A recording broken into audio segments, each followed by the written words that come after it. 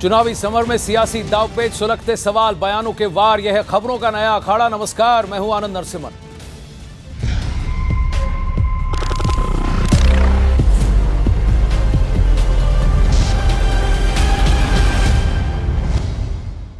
आर्थिक आधार पर सवर्णों को 10% का आरक्षण देने की ऐतिहासिक बिल पर राज्यसभा में बहस हुई। इस बीच महाराष्ट्र के सोलापुर की रैली में प्राइम मिनिस्टर नरेंद्र मोदी ने सवर्णों के लिए आरक्षण को लेकर विरोध कर रहे लोगों पर हमला करते हुए कहा कि कुछ लोग आरक्षण के नाम पर गुमराह कर रहे हैं, लेकिन संसद ने उन्हें करारा जवाब दिया। पीएम मोदी ने कहा कि उनकी सरकार का लक्ष्य सबका साथ सबका विकास है, लेकिन कुछ लोग गुमराह कर रहे थे कि सवर्णों को आरक्षण के लिए SC, ST और OBC के कोटे से वो कोटा निकालना चाहते हैं। इतना ही नहीं, इशारों में कांग्रेस पर हमला करते हुए प्रधानमंत्री ने कहा कि पहले की सरकारों में और NDA की सरकार की नीयत में फर्क है।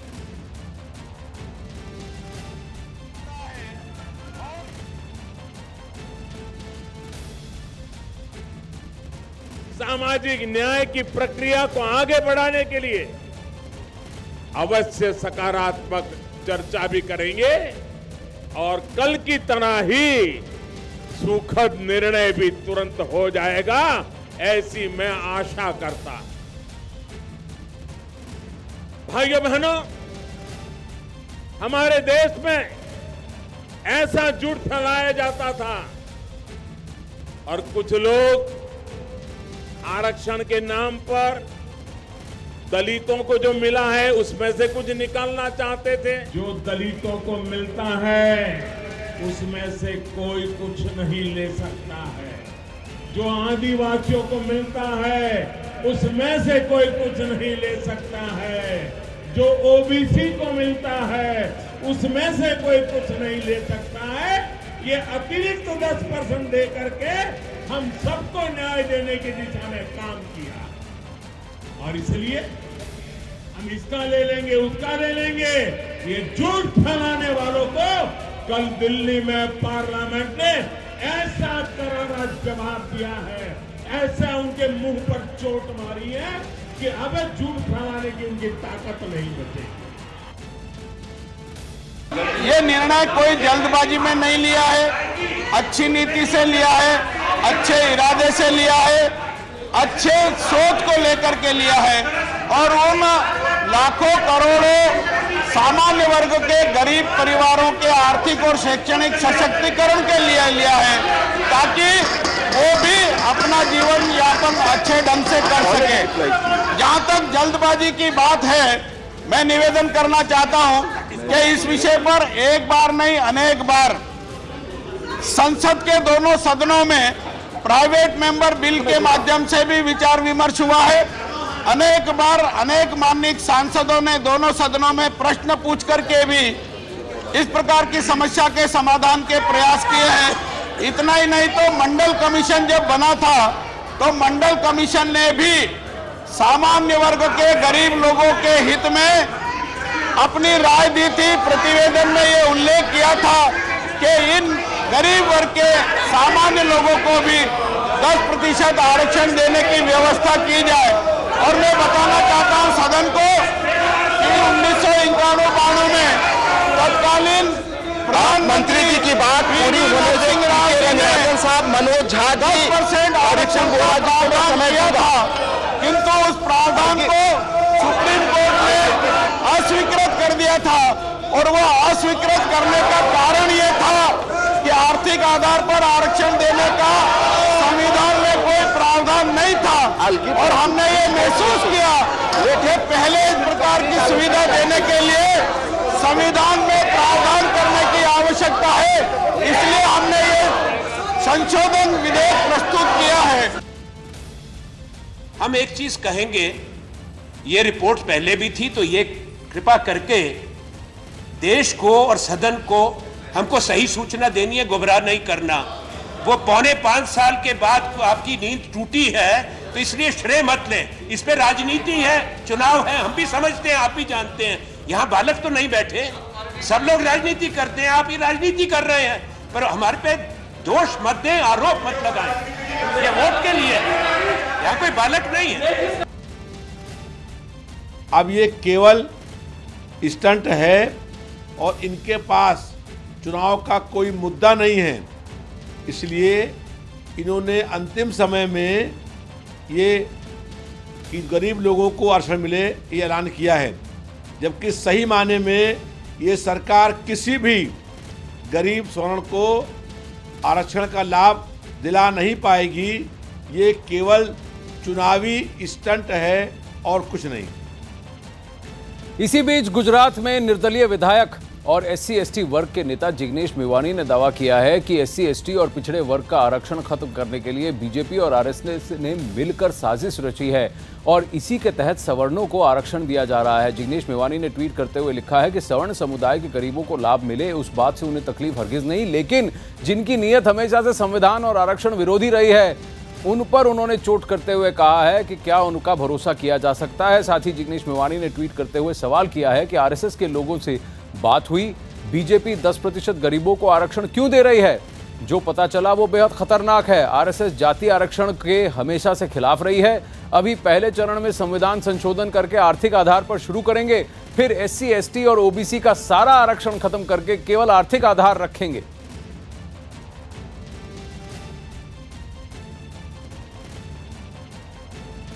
लखनऊ से समाजवादी पार्टी के अनुराग भदौरिया हमारे साथ जुड़ रहे हैं अखाड़ा में और अखाड़ा में उतर चुके हैं हमेशा की तरह दुष्यंत नागर और उनके साथ भाजपा से चारू प्रज्ञा। अब सबसे पहले चारू प्रज्ञा आपसे ये सवाल पूछा जाए, ये नैरेटिव जा रहा है ग्राउंड पर, देखिए अब तो आर्थिक आधार पर सवर्णों के साथ शुरुआत हुई है, आगे आगे देखो होता है क्या, तुमसे तुम्हारा हक छीन के रहेंगे। ये बात जिग्नेश मेवानी जैसे काफी सारे दलित लीडर जो हैं वो ग्राउंड पर इस बात को फैला रहे हैं, आप बताइए।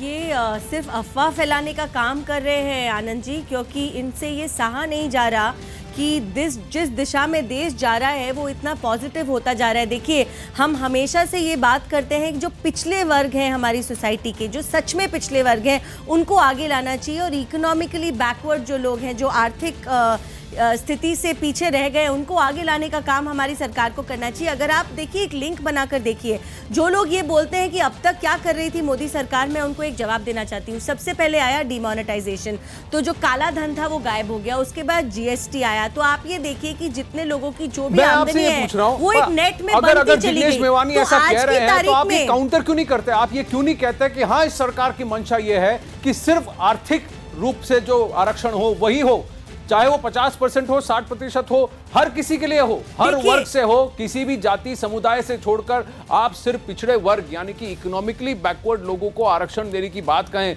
चाहे वो दलित हो, चाहे वो ट्राइबल हो, चाहे वो बनिया हो, चाहे वो भूमियार हो, चाहे कोई भी हो। अनुराग भदौरिया, इसमें कौन सी साजिश है? अगर किसी पार्टी की ये मंशा है कि आपकी ये मंशा नहीं होनी चाहिए कि हम कास्ट बेस्ड पॉलिटिक्स को छोड़कर, कास्ट बेस्ड रिजर्वेशन को छोड़कर हम इकोनॉमिक बैकवर्डनेस पर बात करें? मैं करूं इसमें हस्तक्षेप? अगर देखिए, मुझे लगता है कि भारतीय जनता पार्टी की मुझे लगता है कि भारतीय जनता पार्टी की नीयत ठीक नहीं थी। अगर नीयत ठीक होती तो इस रिजर्वेशन को और इस बिल को बनाने के पहले 1 महीना टाइम लेती, विपक्ष को भी बुला के बैठाती, उनसे भी सजेशन लेती। भाई विपक्ष कोई पाकिस्तान अफगानिस्तान से आया नहीं ना, विपक्ष तो यही का है, हमारे देश का ये संविधान में क्या है, संविधान में सुन तो लीजिए मेरी बात। अरे मैं तो सपोर्ट कर ही रहा हूँ, आप छोड़िए ना, मैं अभी दूसरी बात कर रहा हूँ। मैं कह रहा हूँ कि आपको मुझसे बुला के बात करते, हम आपको और अच्छा सजेशन देते, बिल को और अच्छी तरह बनवाते। अभी बिल में बहुत कमियां हैं जो आपको आगे जाके पता चलेंगी।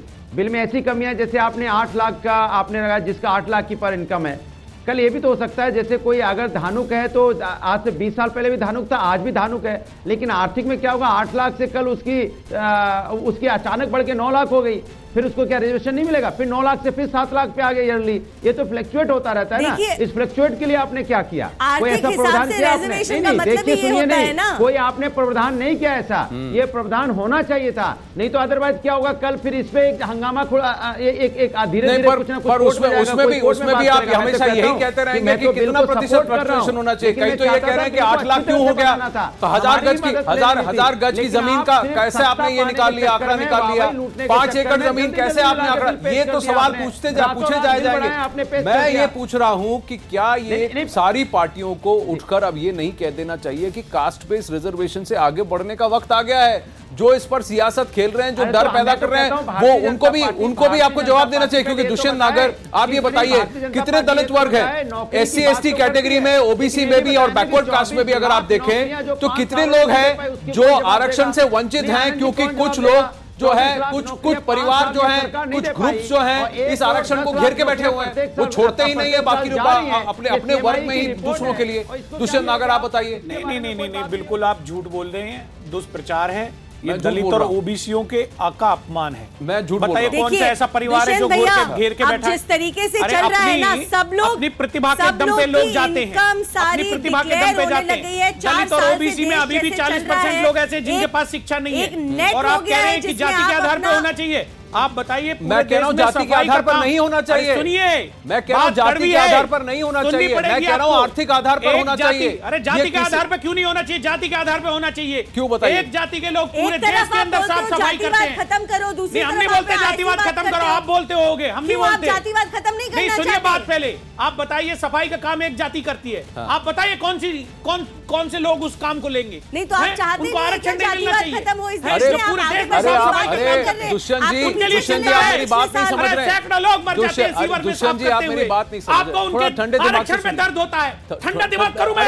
आप कड़वी बात कहते हैं, चुभने वाली बात नहीं कह रहा हूं। मैं कह रहा हूं जितने सफाई कर्मचारी हैं, जितने सफाई कर्मचारी हैं, अगर वो किसी एक वर्ग में उनको आरक्षण, सुनिए तो सही, आज उनको किसी एक वर्ग में आरक्षण मिल रहा है 5%, 10% आउट ऑफ दिस एंटायर 49.5%। अगर आप मान लीजिए कल 60% कोटा सिर्फ उनके लिए होता है जो इकोनॉमिकली बैकवर्ड है, तो जितने भी सुनिए तो सही, जो आज हमारे सफाई कर्मचारी हैं, क्या उनकी आमद 8 लाख रुपए से ज्यादा है? नहीं, तो ऑटोमेटिकली उनमें से हर किसी को मिलेगा, हर किसी को आरक्षण मिलेगा, हर किसी को आर्थिक आरक्षण मिलेगा, नहीं मिलेगा, उनकी जाति पर नहीं मिलेगा। हर किसी सफाई कर्मचारी को, या जो भी चाहे वो कोई भी हो, या वो ब्राह्मण हो, या वो भूमिहार हो, या वो जाट हो, या वो राजपूत हो, आदिवासी हो, उसके सरनेम पर आज की तारीख में उसके सरनेम पर आरक्षण मिल रहा है। मैं चाहता हूं उनके नाम पर, उनके काम पर, उनकी काबिलियत पर मिले।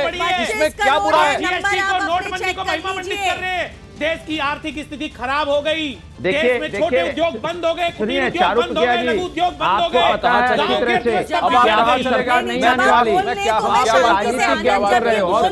शांति से बोलना चाहूंगी। देखिए कहीं तो अगर आप बात विषय को भटका रहे हैं, यानी कि कहीं तो मेरी बात में कुछ तो यही कहीं ना कहीं मेरी बात में अच्छा अनुराग चारू प्रज्ञा जी से पूछा जाए।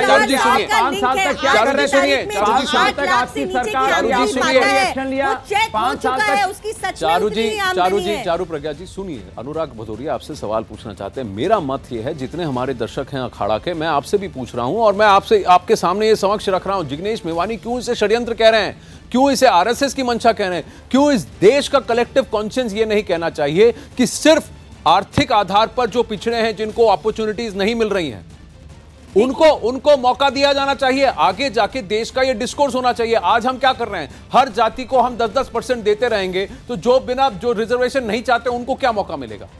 आप सवाल का आप लार्जर इशू भी तो देखिए कि आप अपनी पॉलिटिक्स के लिए आप जाति में बांटते रहेंगे। कब तक हम अपने सरनेम के आधार पर लोगों को देखते रहेंगे?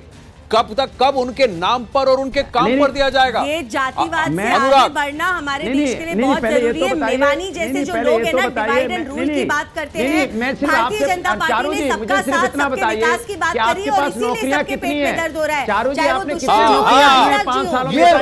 ये डिस्कोर्स दीजिए। अरे आप तो बात करते थे प्राइवेट सेक्टर में निजी सेक्टर में आरक्षण हमारे पास नौकरियां नहीं है। दुष्यंत नागर, अनुराग भदौरिया, देखिए चारू प्रज्ञा एक है, बीजेपी सरकार की तरफ से आवाज एक है, ऑपोजिशन की आवाज आज अखाड़ा में बुलंद है। मैं चाहूंगा कि एक एक करके आप सवाल पूछें, एक-एक करके आप सवाल पूछें। अनुराग भदौरिया का सबसे पहला सवाल आपसे चारू प्रज्ञा ये है कि देखिए आप आरक्षण तो बांटते रहेंगे, लेकिन नौकरियां कहां हैं, नौकरियां कहां से आएंगी? ये सवाल सीधा है। नया भारत है, नौकरी का मतलब सिर्फ सरकारी नौकरी नहीं होता, अपना बिजनेस सेटअप करना भी नौकरी होता है। मुद्रा लोन के जरिए जिन लोगों को पैसे मिले हैं, जिन्होंने अपने धंधे लगाए हैं, वो भी नौकरी होता है। हर बिजनेस भी नौकरी होता है। यहाँ पर जो जुआ है, नौकरी देने वाला बन रहा है, नौकरी मांगने वाला नहीं बन रहा। ये सब नंबर आपको दिखाई नहीं देते। 14 करोड़ मुद्रा योजनाएं बांटी गई है, ये आप नहीं देखेंगे। दूसरी बात ऐसी है, प्राइवेट सेक्टर में जब फॉरेन डायरेक्ट इन्वेस्टमेंट बढ़ रहा है, देश में पैसा ज्यादा आ रहा है, तो क्या नौकरियां नहीं बढ़ रही? मैं जरा रिकॉर्ड यहाँ पर चलाते रहते हैं। अरे कोई घिसा पिटा रिकॉर्ड नहीं चला रहा है। चारू जी क्या बात कर रही हैं? कोई भी यहाँ पर घिसा पिटा रिकॉर्ड नहीं चला रहा है। मैं जरा आपको सीएमआई का डेटा आपको याद करा दूं। बेरोजगारी का रेट ये जरा सीएमआई का डेटा है दुष्यंत नागर, जिसमें से एक नौकरियां पिछले साल चली गई सर। जी वही मैं बताइए ना, नौकरियां कहां है? मैं जरा एक पढ़ दूं। उद्योग धंधे बंद हो रहे। अरे मैं आपके पक्ष में बोल रहा हूँ दुष्यंत नागर, मैं आपके पक्ष में बोल रहा हूँ, जरा 2 सेकंड दे दीजिए। अनएम्प्लॉयमेंट रेट, अरे सुनिए, unemployment rate recorded at its highest in 27 months. पिछले 27 महीनों में सबसे हाईएस्ट जो है अनएम्प्लॉयमेंट रेट है वो दिसंबर 2018 में रिकॉर्ड की गई 7.38%। Number of unemployed Indians fell by employed Indians, यानी कि जो रोजगार शुदा, जिनके पास रोजगार है, ऐसे भारतीय जो है इनकी संख्या 10.9 मिलियन से घट गई, यानी 1 करोड़ लोगों का रोजगार कम हुआ है। ये दिसंबर का डेटा है चारू प्रज्ञा जी। अब आप मुझे बताइए, 10% तो दे दिया, कहां जाएंगे? मैं आपको एक साल के अंदर हुआ है, ये 1 साल के अंदर हुआ ये। आप बताइए 4-5 सालों में कितना नौकरियां गई होंगी, बता दीजिए जरा। क्यों नहीं देखते? हर एक बिजनेस सेटअप करना भी काम धंधों होता की है बात ना। इसमें हो रही है। पकौड़े बेचेंगे, खाएगा कौन, खरीदेगा? अच्छा, अब एक और आंकड़ा गिना दूं, एक और आंकड़ा गिना दूं चारू जी, नहीं कौन सा एक और आंकड़ा गिना दूं आपको, एक और आंकड़ा गिना दूं कि ये जो नौकरियां गई हैं, ये जो बेरोजगारी की संख्या बढ़ी है, इसमें से 83% जो है, अनुराग एक सेकंड, नहीं कोई बढ़ा है क्या? अनुराग मैं ये कह रहा हूं कि इसमें से 83% जो रोजगार घटा है, जो कम हुआ है, वो रूरल इंडिया में हुआ है। Rural India that accounts for 2/3 of our population, 83% जो रोजगार में कमी हुई है, ये रूरल इंडिया में हुआ है। देखिए सवाल अब ये है कि आप भले ही रिजर्वेशन करें, आप कहें कि सबको मौका मिलेगा, सबको आरक्षण मिलेगा, आरक्षण दे दिया, लेकिन जॉब्स कहां है, नौकरियां कहां है, ये सवाल भी आपसे पूछा जा रहा है चारू प्रज्ञा। दुष्यंत नागर क्या अर्बन इलाके से है, इसके बारे में बताइए चारू जी। आप जा रहा है, ओवरऑल इकोनॉमी देश की आगे बढ़ेगी, ये हमको भी पता है। आज की तारीख में हमारा जो देश है, एक और आंकड़ा दुष्यंत नागर, अब आप आइए, कम बैक इनटू द, अरे सुनिए चारू प्रज्ञा, एक और आंकड़ा लिख लीजिए चारू जी, एक और आंकड़ा लिख लीजिए। ये आंकड़ा है औरतों के शेयर इन जॉब्स, महिलाओं का जवाब, औरतों का शेयर, औरतों का महिलाओं का जो शेयर है इन द जॉब्स लॉस्ट, कि जितना रोजगार गया उसमें कितनी महिलाओं का रोजगार गया। टोटल नंबर है 6.5 मिलियन, यानी कि 65 lakh in rural India and 2.3 million in urban areas, यानी कि 23 लाख इन अर्बन एरियाज। ये है औरतों की संख्या है जिनका रोजगार छिना है 2018 में। नंबर से मैच करता है और महिलाओं के लिए बहुत काम हो रहा है ऑन ग्राउंड, चाहे उनको मैटरनिटी लीव के बेनिफिट्स की बात हो या आर्म फोर्सेस में फुल कमीशन की बात करते रहो, तब तक 2 महीने निकल जाएंगे, कुछ होना तो है नहीं। 2 महीने में कौन सा आप रोजगार दे देंगे? क्योंकि आपने एक जुमला छोड़ दिया जनता के बीच में, क्योंकि आप हमेशा 2 महीने पहले जुमला छोड़ते हो। आपने 15 लाख का भी जुमला छोड़ा था, आपने 2 करोड़ रोजगार देने का वादा किया था, वो भी जुमला था, वो भी 2014 में आपने छोड़ा था। ठीक इलेक्शन के 3 महीने पहले छोड़ा था, फिर इलेक्शन देखिए पहले आपने रिजर्वेशन का जुमला छोड़ दिया। इसके मतलब जनता को आप जुमले में जिंदा रखेंगे कि जनता को? दुष्यंत नागर, अच्छा एक मिनट अनुराग एक मिनट, मैं जरा दुष्यंत नागर से पूछना चाहता हूँ। दुष्यंत नागर, सरदार पटेल ये देखिए सवर्ण समाज से,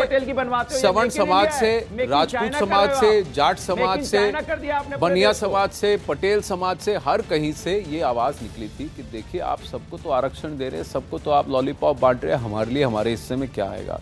तो इस सरकार ने कहा ठीक है आप 10% दीजिए, लेकिन हम इसको इकोनॉमिक बैकवर्डनेस करते हैं, हम इसको जाति से उठकर करते हैं। मेरा मत यह है कि अच्छी बात है, एक डिस्कोर्स आगे बढ़ रहा है कि हम जाति से उठकर बात करें, लेकिन दूसरी बात यह है दुष्यंत नागर कि अपॉर्चुनिटी कहां है? आप सरकारी जॉब्स में अप्लाई कर सकते हैं, स्कूलों में दाखिला ले सकते हैं, पढ़ने शिक्षा ग्रहण कर सकते हैं, आपको आरक्षण मिले, लेकिन कहां मौका कहां है? मौका नहीं है। देखिए 2013 में उत्तर प्रदेश में सिपाही भर्ती हुआ, 2016 में दरोगा भर्ती हुई, लड़के परीक्षा पास करके, मेडिकल टेस्ट पास करके नियुक्ति पत्र के लिए घूम रहे हैं, पुलिस उन पर लाठियां दे रही है उनको। शिक्षक है इसी प्रकार, विद्युत बोर्ड में है, कहीं नहीं है। ये सिर्फ आई वॉश है, लोगों का ध्यान भटकाने के लिए है, एक वोट बैंक को संतुष्ट करने के लिए लोग कर रहे हैं। लेकिन करिए, आप तो भाई देश है, जातिवाद के फेवर में बात कर रहे हो दुष्यंत भैया, देश है, क्या बोल रहे हो? मैं गलत बोल रहा हूं, बैठकर ये बोल रहे हो आप जातिवाद के फेवर में? मैं जातिवाद के फेवर में हूं। आप बोल रहे हो आप जातिवाद, जाति को मिटा दे, नहीं दलितों को मिटा दो, आप पिछड़ों को मिटा दो, जातिवाद खत्म करने के नाम पर दलित खत्म, ओबीसी खत्म, ये जो है दुष्यंत नागर आप जैसे पढ़े लिखे गुणी ज्ञानी लोग अगर ऐसी बात करने लगे तो गलत बात है।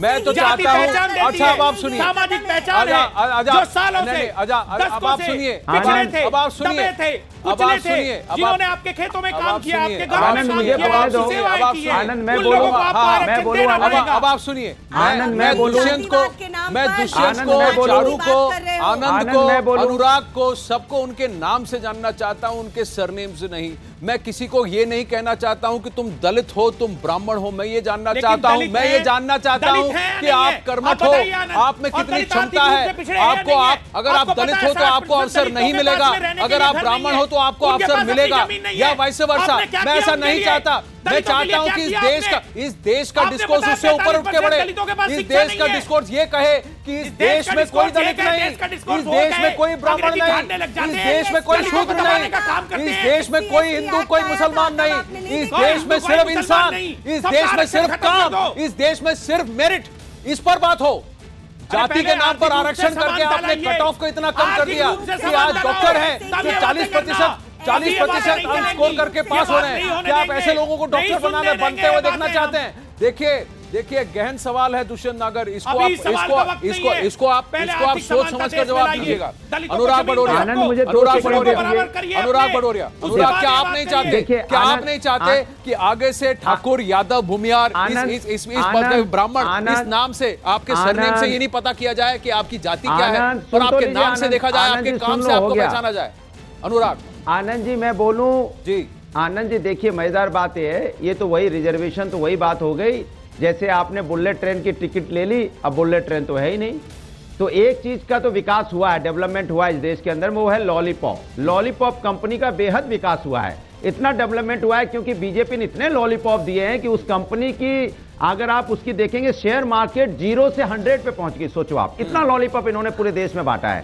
कमाल के लोग हैं ये नहीं पता है। जब आज अनुराग भदौरिया सवर्णों को आरक्षण मिला तो लॉलीपॉप हो गया, लेकिन 91 में मंडल कमीशन के तहत जब SC/ST की बात हुई, जब कोर्ट ने SC/ST एक्ट में संशोधन की बात की, तब आपने जबरन करवाया। जब आपने जातिवाद की पॉलिटिक्स खेली, जब आपने जातिवाद की पॉलिटिक्स खेली तब ठीक है, तब वो लॉलीपॉप नहीं था। जब सिर्फ हिंदुओं को नौकरी मिल रही थी उत्तर प्रदेश में अखिलेश यादव की सरकार में, तब वो जातिवाद नहीं था।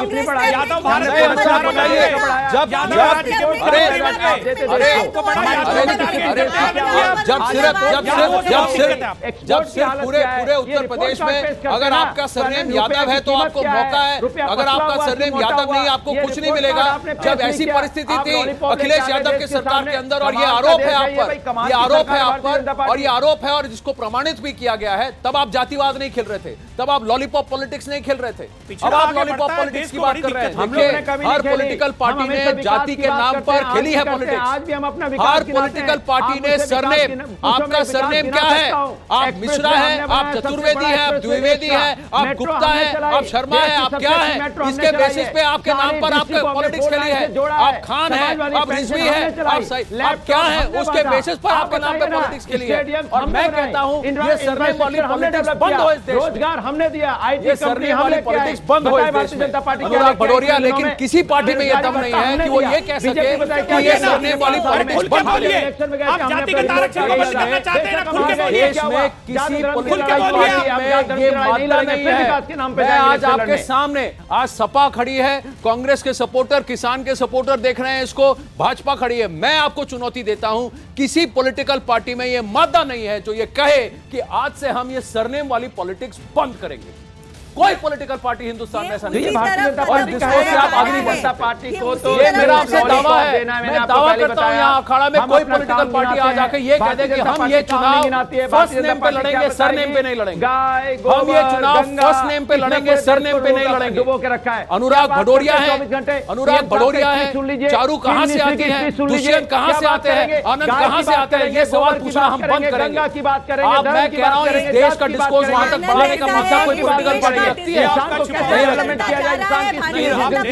चलिए आगे बढ़ते हैं, चलिए आगे बढ़ते हैं, अखाड़ा में आगे बढ़ते हैं, अखाड़ा में आगे बढ़ते हैं।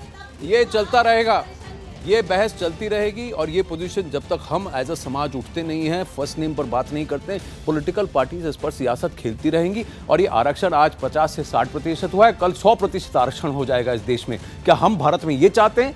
आपको सोचना है। आगे बढ़ते हैं, उत्तर प्रदेश की बात करते हैं। बीजेपी के खिलाफ उत्तर प्रदेश में महागठबंधन में आरएलडी ने 5 सीटों की मांग की है। अखिलेश यादव और मायावती के साथ महागठबंधन में आरएलडी ने 5 सीटों की मांग की। आरएलडी ने बुलंदशहर या हाथरस, मुजफ्फरनगर, बागपत, मथुरा, अमरोहा की सीटें मांगी हैं। कल आरएलडी नेता जयंत चौधरी ने अखिलेश यादव से मुलाकात की थी। करीब 2 घंटे चली इस मुलाकात में सीटों के बंटवारे पर बात हुई थी। बताया जा रहा है कि करीब 15 तारीख को ये इस पूरे गठबंधन का ऐलान होगा, सीट शेयरिंग का भी ऐलान होगा। हालांकि महागठबंधन में आरजेडी को 3 सीटें देने का प्रस्ताव है। इस बीच कांग्रेस ने यूपी में अकेले लड़ने का फैसला कर लिया है।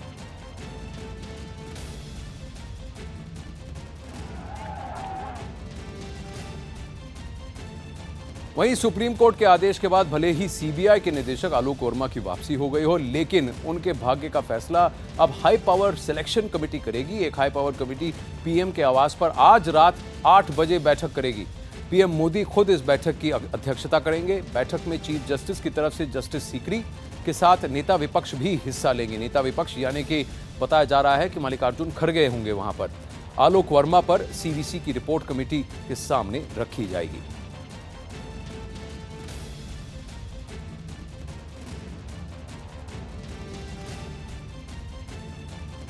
नीतीश कुमार हमारे साथ जुड़ रहे हैं सीबीआई हेडक्वार्टर्स के ठीक सामने से। नीतीश, यानी कि कोई कोताही नहीं बरती गई, जल्द से जल्द एक हफ्ते का समय दिया गया था कोर्ट द्वारा कि एक सिलेक्शन पैनल जो है मीट करे, लेकिन प्रधानमंत्री की अध्यक्षता में आज रात को ही 8 बजे ये बैठने वाले हैं।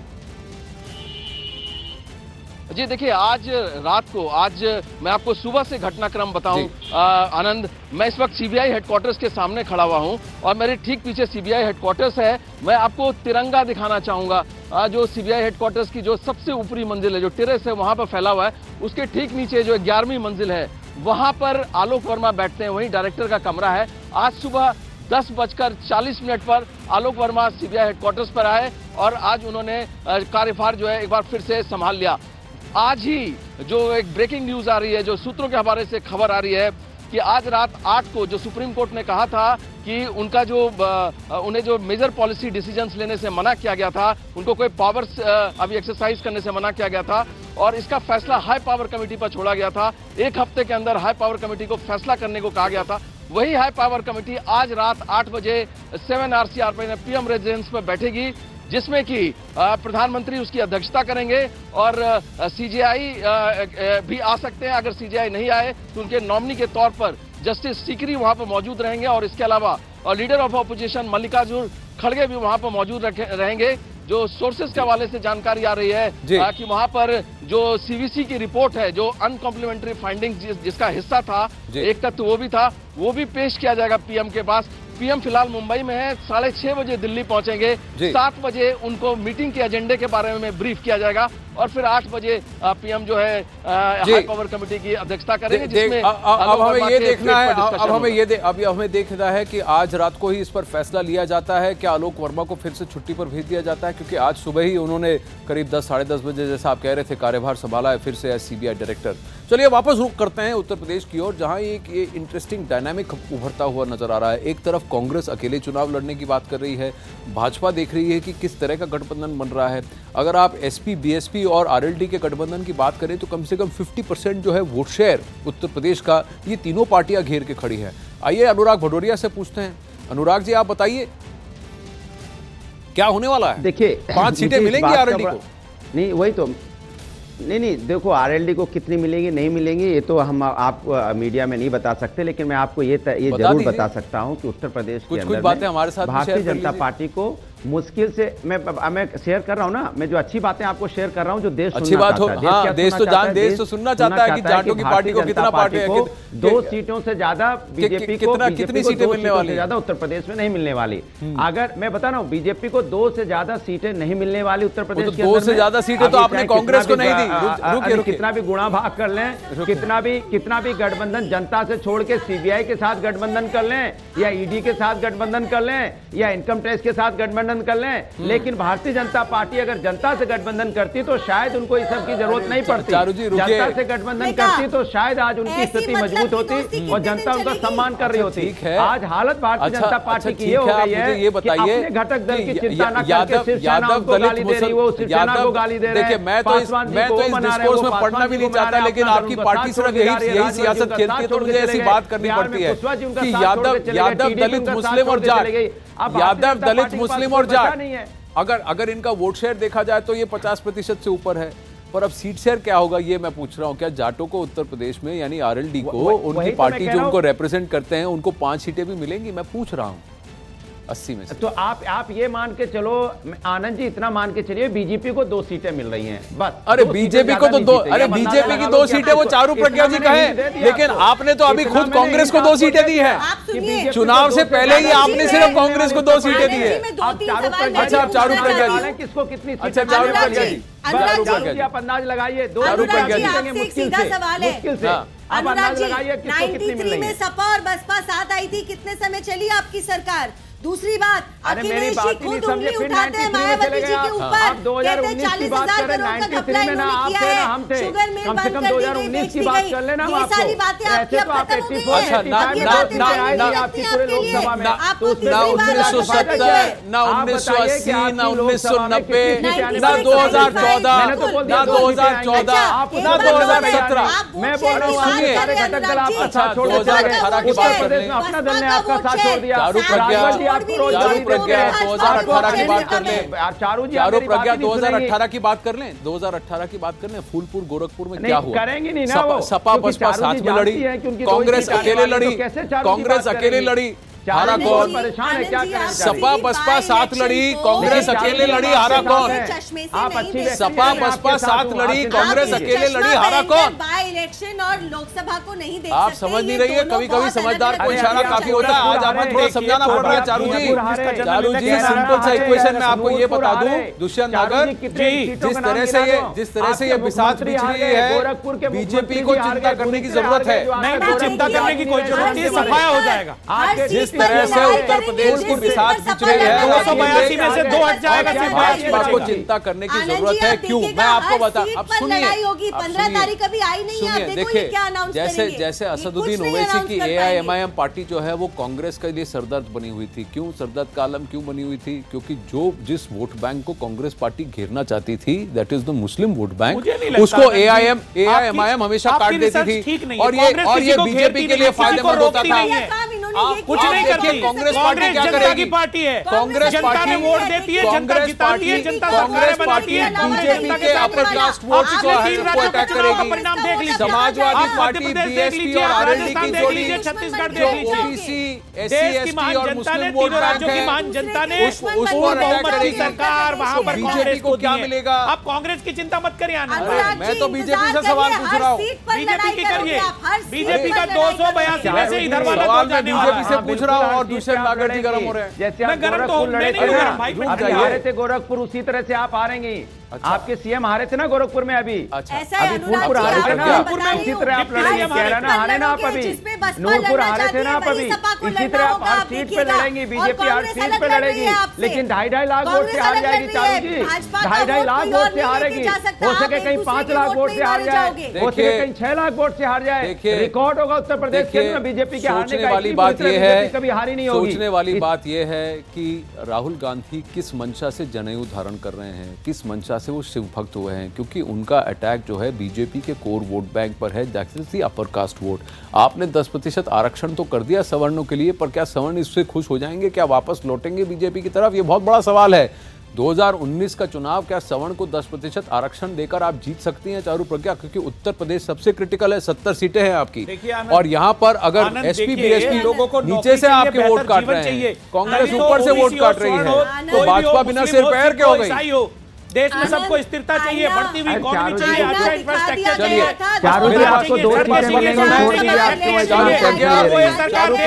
चारू प्रज्ञा, दुष्यंत नागर, अनुराग भदौरिया अखाड़ा में उतरने के लिए आप सबका मैं धन्यवाद करता हूं। समय मेरे पास कम है, बात कुंभ की करते हैं।